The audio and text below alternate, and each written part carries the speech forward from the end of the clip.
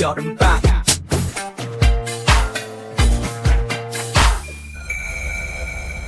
인천광역시 교육청 중등생 젤부 여름방학 우주 프로야 중등생 젤부. 자, 작품으로 살펴보는 시점입니다. 자, 시점의 종류와 개념에 대해서 지난 시간에 살펴보았는데요. 자, 오늘은 이러한 배경 지식을 바탕으로 실제 작품의 시점이 어떻게 드러나는지를 예문을 통해 살펴보도록 하겠습니다. 자, 간단하게 지난 시간에 다룬 내용들 복습하겠습니다. 자, 소설의 시점은 서술자가 누구인가를 찾는 과정이고요. 서술자는 독자에게 이야기를 말하는 이라고 했죠. 자, 서술자 후보는 작품 안에서 또 작품 밖에서 이렇게 나누어 볼 수 있습니다. 작품 안에 있는 경우에는 주인공이 직접 자신의 이야기, 생각, 심리를 전달하는 1인칭 주인공 시점이 있고요. 주인공이 아닌 다른 작품 속의 등장인물이 주인공을 관찰하는 입장이 되어 주인공의 말과 행동을 관찰하여 전달할 수 있습니다. 자, 이때 주인공의 생각과 심리는 추측을 해서 전달해야 되기 때문에 그게 정확한지 진짜인지 독자들도 좀 더 노력을 해서 상상력을 발휘해야 됩니다. 자, 작품 밖의 서술자 후보는 단 한 명입니다. 자, 독자에게 이야기를 전달해야 되는데 작품 밖에서 이 이야기를 알고 있는 사람은 사실 작가 한 명밖에 없는 거죠. 자, 알고 있기 때문에 다 말해줘도 되고요. 그리고 말을 안 해줄 수도 있습니다. 자, 다 말을 해준다면 전지적 작가 시점, 그 등장인물의 심리, 생각을 모두 서술할 수 있고요. 자, 다 알고 있지만 자신을 관찰자의 위치에 머물게 하는 겁니다. 그래서 인물의 행동과 말만 관찰하고요. 자, 나머지 실제 심리, 생각 이런 것들은 또 독자의 몫으로 남겨놓는 겁니다. 자, 이렇게 시점은요, 종류가 4가지가 나오고 각각의 개념 특징이 있습니다. 그리고 지난 시간에는 좀 더 나아가서 거리도 살펴보았습니다. 자, 이 4가지 시점이 소설에서 어떻게 드러나는지 짧은 토막 예문을 통해서 살펴보도록 하겠습니다.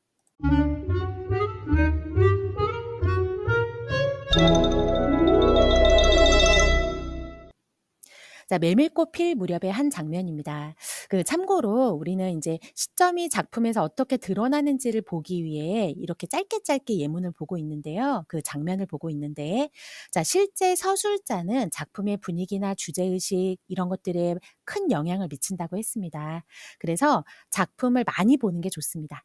가능하면 작품의 전문 그리고 많은 분량을 보는 게 맞지만, 자, 오늘은 맛보기의 형식으로 짧은 장면을 가져와서 이 장면이 어떤 시점에 적용이 되는지 이렇게 살펴보도록 하겠습니다. 자, 득템전 장도리를 시작한 지 20년이나 되어도 허생원은 봉평장을 빼놓은 적은 드물었다. 고향이 청주라고 자랑삼아 말하였으나 고향에 돌보러 간 일이 있는 것 같지는 않았다. 자, 허생원이란 인물이 등장하는데요. 자, 허생원 작품 밖에서 등장인물을 이름으로 이렇게 표현을 하고 있네요. 우리가 전문을 볼 수 없기 때문에 알려드리면, 자, 허생원이 작품의 주인공입니다.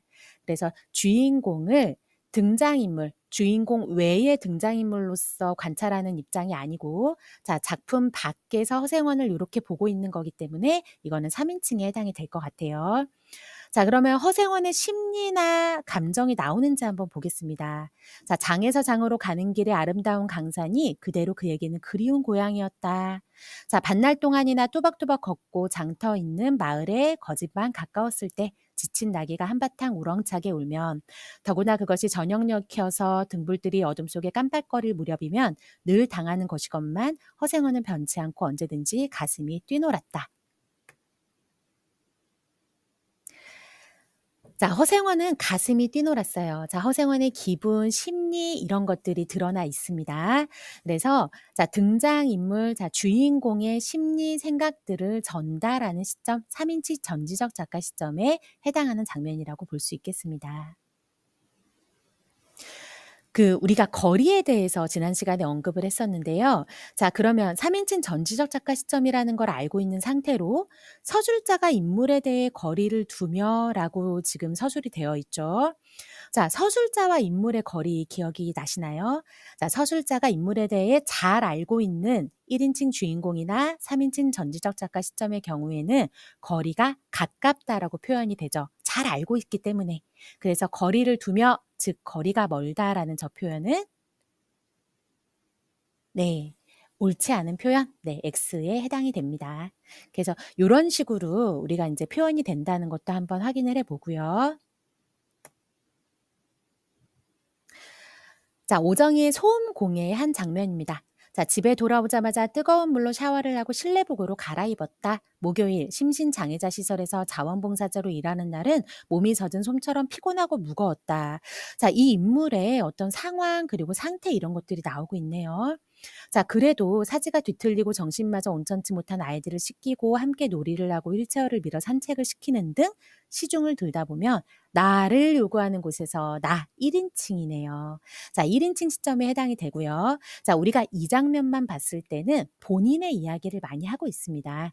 그러면 우리가 이 장면에 비록 짧은 장면이지만 자신의 심리와 자신의 상황, 자신의 이야기, 이 나라는 인물의 비중을 많이 두고 있어요. 자, 주인공, 1인칭 나가 주인공으로서 예, 서술자의 역할을 하고 있다고 볼 수 있겠습니다.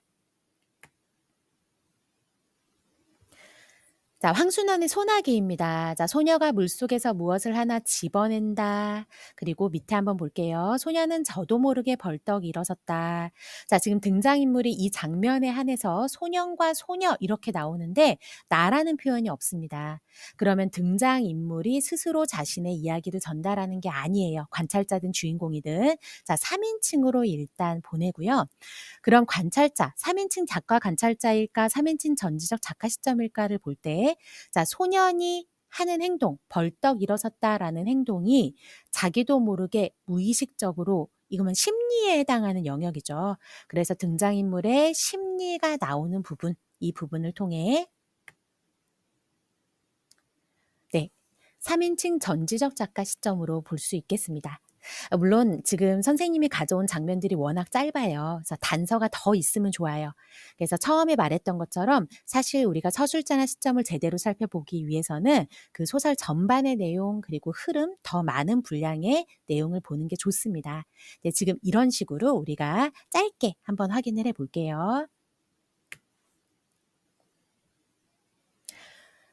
자, 다음 작품입니다. 자, 그 해에도 골짜기에 눈이 녹고 진달래가 피자 학이 찾아왔다. 예전부터 부지런히 집을 틀고 새끼를 깠다. 두 마리의 어미학은 쉴 새 없이 먹이를 물어 올렸다. 자, 그때 두 마리 새끼가 주둥이를 내둘렀다. 올해에도 평년작은 된다고들 우선 흉년을 면한 것을 기뻐했다. 자, 그러던 어느 비 내리는 아침 향나무 밑에 아주 어린 새끼 한 마리가 떨어져 죽어 있었다. 자, 지금까지는 일단 상황을 설명하고 있습니다. 아, 흉한 일이로군. 이장 영광과 박훈장은 등장인물들이 나타나네요. 자, 이 인물들이요. 나라고 표현이 되어 있지 않습니다. 지금 이장 영광과 박훈장이라는 이 장면에 등장하는 등장인물들을 3인칭으로 표현을 하고 있고요. 자, 그러면은 3인칭 작가가 이 등장인물들의 심리를 같이 서술해 주는지 한번 보겠습니다. 자, 보시면 자, 몹시 불길한 예감 그리고 무거운 불안을 느끼고 있었다. 자, 심리를 드러내고 있네요. 그래서 등장인물을 3인칭 서술자의 입장에서 그 인물의 심리와 생각을 같이 알려주고 있기 때문에 전지적 작가 시점으로 볼 수 있습니다.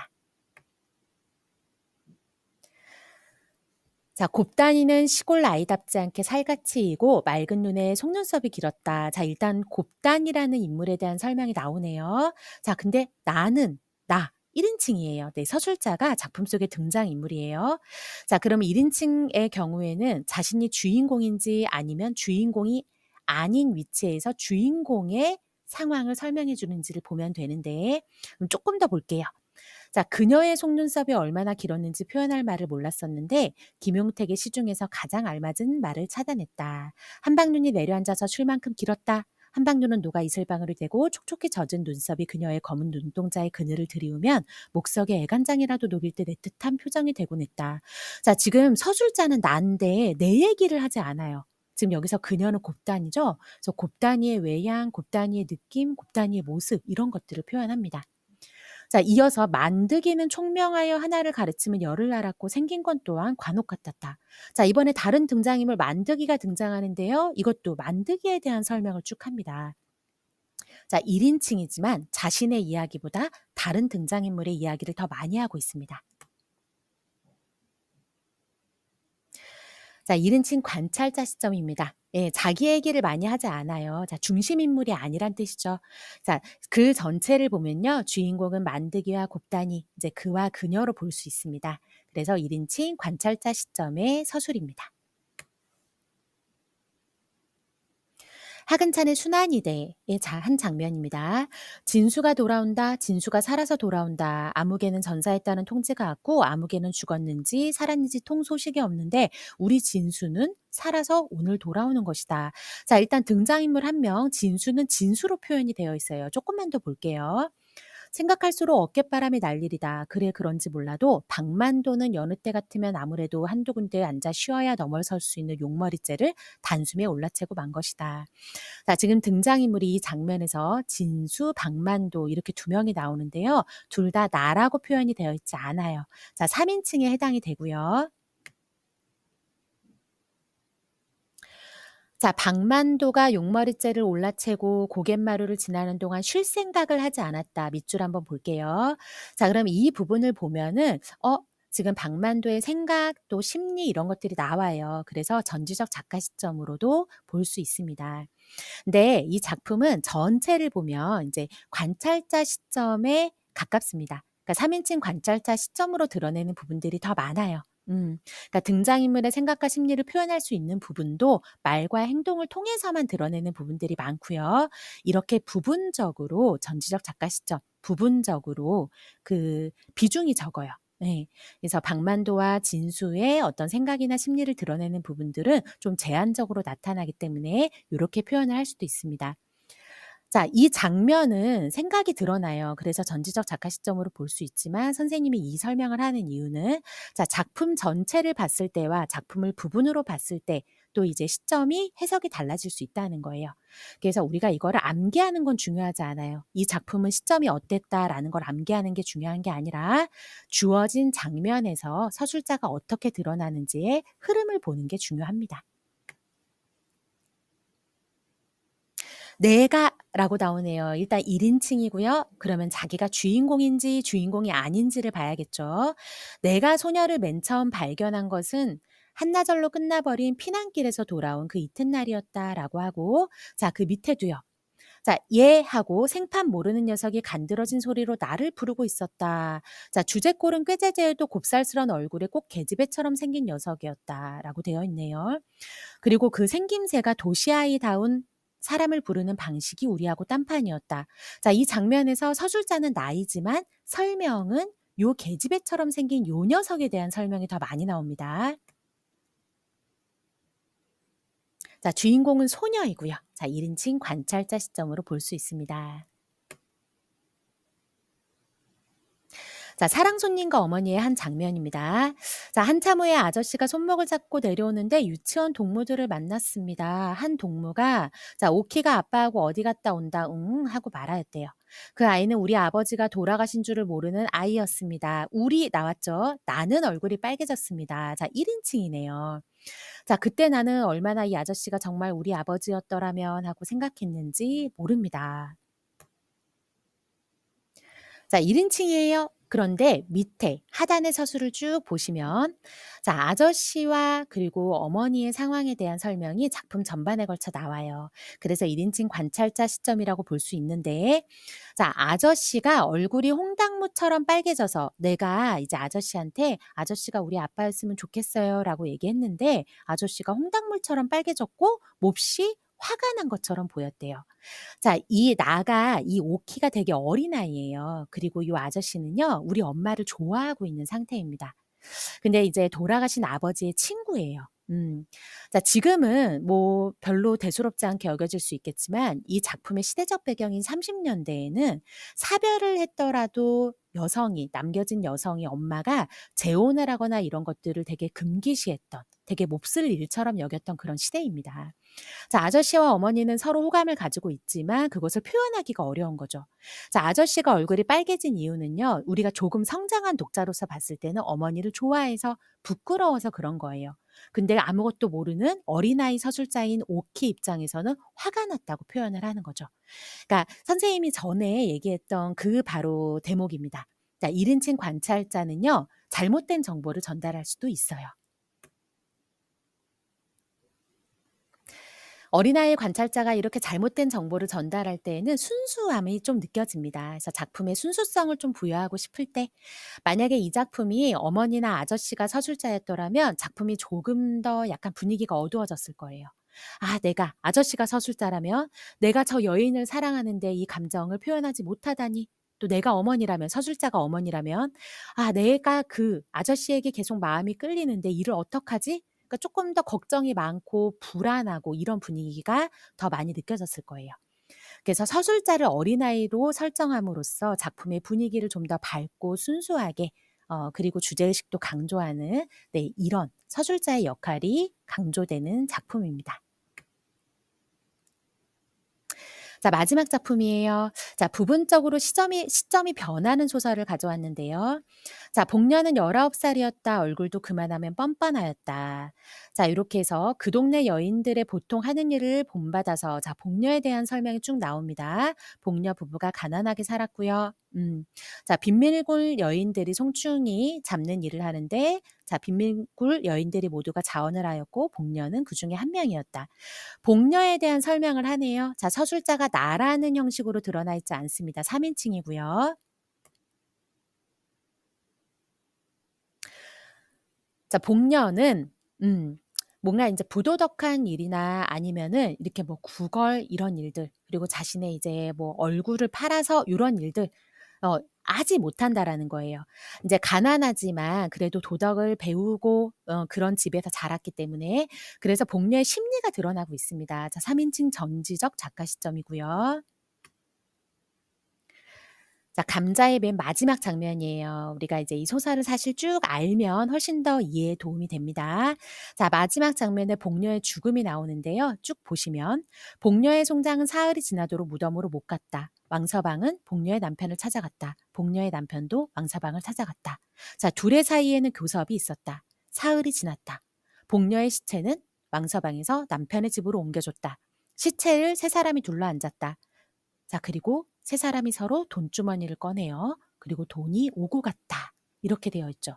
자, 복녀는 뇌일혈로 죽었다는 한방의 진단으로 공동묘지로 실려갔다. 복녀의 시체를 두고 돈이 오고 가고 이런데 이런 장면들이요. 생각, 심리, 대사가 하나도 없습니다. 3인칭 관찰자 시점으로 결말을 서술하고 있어요. 자, 등장인물이 비극적으로 죽었는데도 불구하고 감정을 일부러 절제하고 있는 겁니다. 자, 전지적 작가 시점이라면 충분히 생각과 심리를 드러낼 수 있어요. 그런데 마지막 장면을 일부러 말과 행동만 보여주는 관찰자 시점으로 표현을 해요. 자, 우리가 때로는요, 어떤 감정은 그것을 강조하는 것보다 절제를 할 때 더 차갑고 냉소적이고 비극적으로 느껴질 때가 있습니다.